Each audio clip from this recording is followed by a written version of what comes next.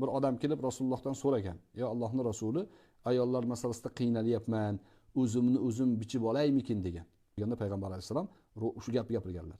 Qodir bo'lsang uylan, qodir bo'lmasang roza tut, roza tutishlik o'zini bichishga o'xshaydi deganlar.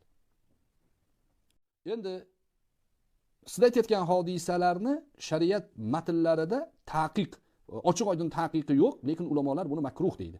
Makruhi tahrimiy ba'zi o'rinlarda. Nimaga? Payg'ambar alayhissalotu vassalomdan o'sha haddan oshish bobiga kiradi bu. Rivoyatlar Qur'oni Karimning oyatlarida haddan oshishdan qaytargan Alloh taolo. Haddan oshish bu. Va tibbiy ma'noda, tibbiy sohada yoshlarga katta tavsiya bu. Eng katta problema ekan hozirgi kunda. Qanaqa problema? 30 dan keyin ayolga yaramay qoladi erkaklar. Shikoyat shundan. Bizda zikr ahlidan so'rang sahifamiz bor, o'zimizda savollar kelib tushyapti. Aksariyati shu shikoyat. Ayollar shikoyat qilib yozadi. Doktorlarda shikoyatlar bor. Mana shu masalalarda.